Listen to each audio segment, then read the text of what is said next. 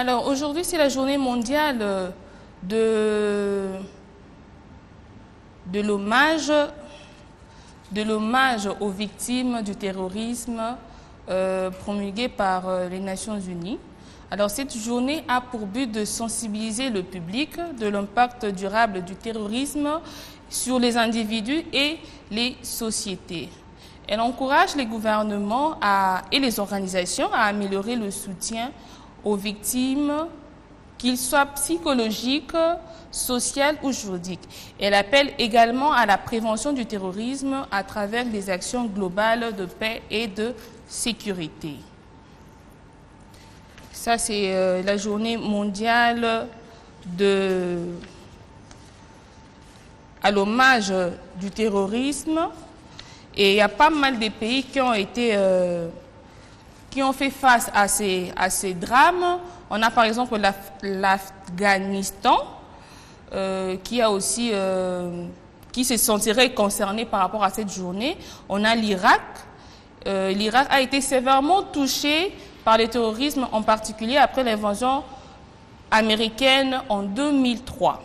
Ça date avec des groupes tels que Al-Qaïda. Alors, ils se sentiraient aussi concernés par rapport à la journée d'aujourd'hui. On a aussi la Syrie qui a eu à faire face à la guerre civile en Syrie. Et ça a permis à des groupes terroristes, dont l'État islamique, de s'implanter et de commettre de nombreux actes de terrorisme. Il y a aussi le Nigeria avec le groupe Boko Haram. Ils ont aussi fait face au terrorisme.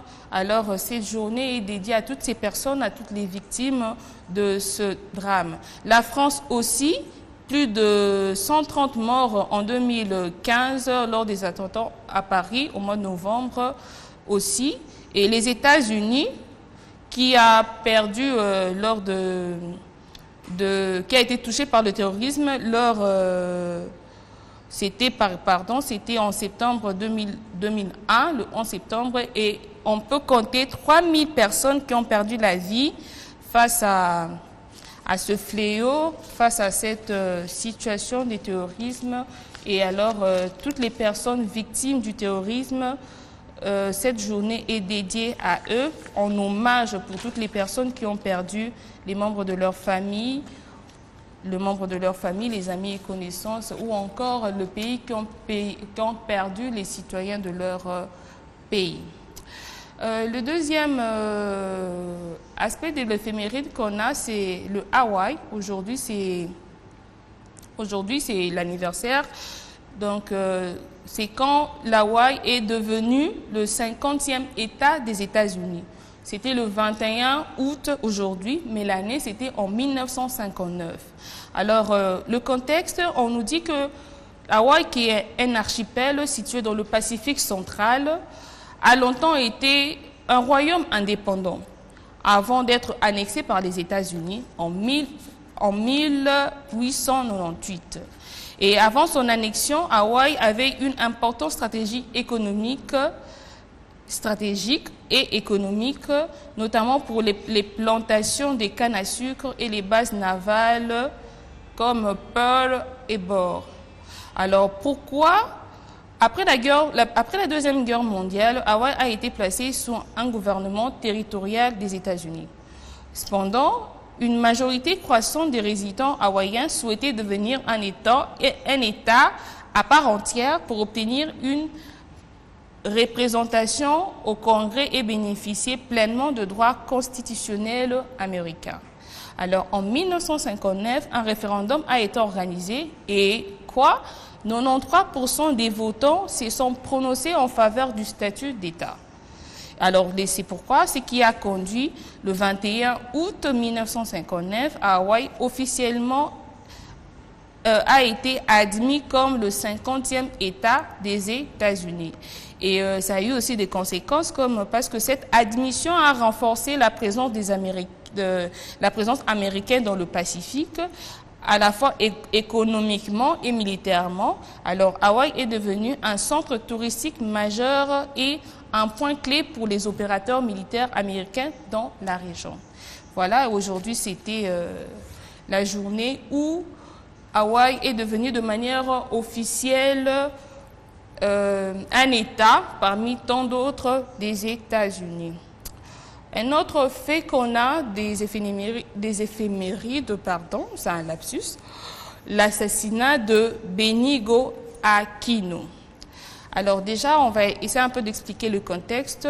Benigno Aquino était un sénateur philippien et l'un des principaux opposants au régime autoritaire de Ferdinand Marcos, qui dirigeait les Philippines depuis 1965.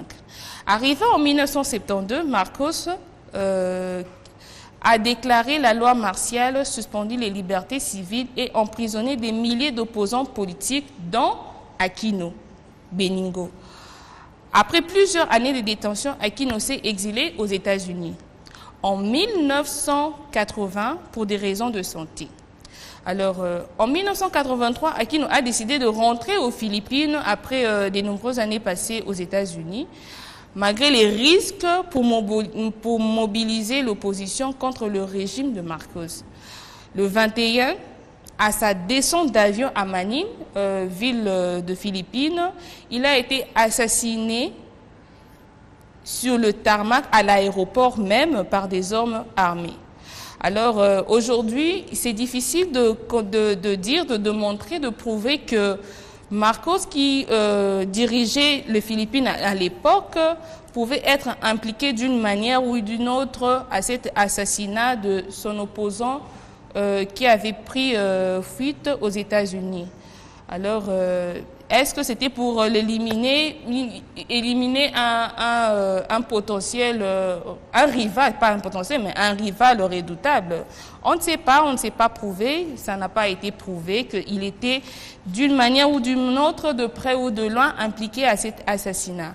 Alors, il y a eu des répercussions terribles par rapport à sa mort. Cela a permis que la mort de Aquino a galvanisé l'opposition contre Marcos. Cela a déclenché une série de manifestations populaires et ces événements ont cumulé avec la révolution du pouvoir populaire en 1986. Et ce qui a forcé Marcos à prendre fuite. Et la veuve d'Aquino, Corazon Aquino, a été élue présidente, marquant ainsi la fin du régime dictatorial. Voilà un peu les éléments qu'on avait pour les éphémérides. Alors, le fait que son mari a été assassiné, cela lui a permis de prendre les règnes du gouvernement et ça a mis fin au régime dictatorial de Marcos. Un mal pour un bien ou un bien pour un mal, c'est à vous de décider. Voilà, c'en est tout pour les éphémérides.